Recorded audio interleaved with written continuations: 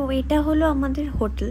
তবে একটাই কথা বলবো যে এখানে হোটেলের যিনি ম্যানেজার ছিলেন একটি লোক, তার ব্যবহার অতীব জঘন্য।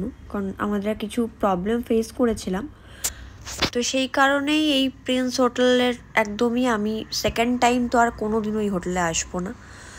তোমরা যদি চাও আমি ওইটা নিয়ে পরে একটা ভিডিও নিশ্চয়ই পোস্ট করব, যাতে ইন ফিউচার তোমাদের প্রবলেম না হয়।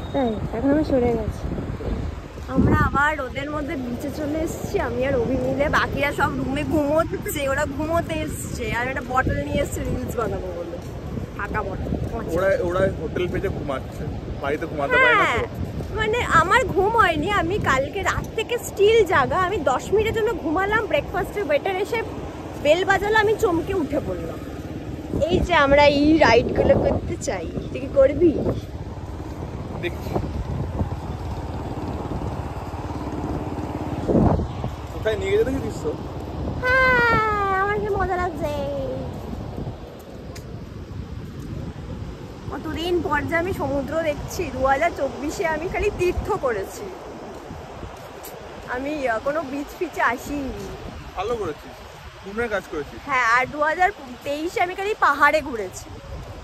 আবার 2025-এ কি করবি? 2025-এ সমুদ্র দিয়ে শুরু হলো, দেখা যাক কি হয়। আমার আগে সমুদ্র ভালো লাগতো, তারপর থেকে যখন পাহাড়ে গেলাম পাহাড়ের প্রেমে পড়ে গেলাম। আমার সমুদ্রও ভালো লাগে। বলবি?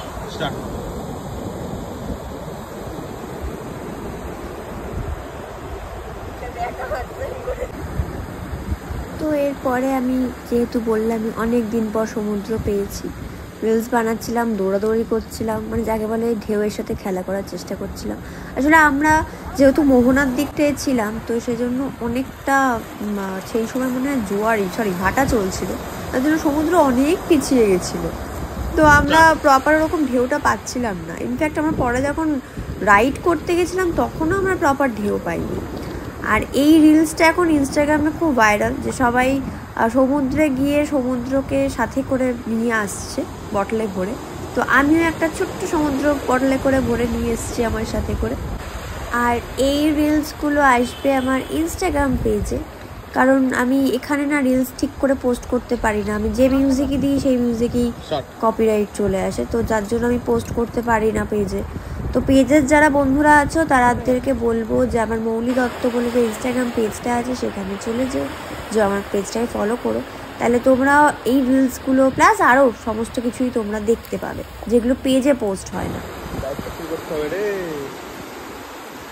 আমি মজা পেয়েছি, অনেক ঝিনুক করিয়েছি, রিলসও বানিয়েছি, সেগুলো আমার ইনস্টাগ্রাম পেজে দেখা যাবে কদিন পর থেকে।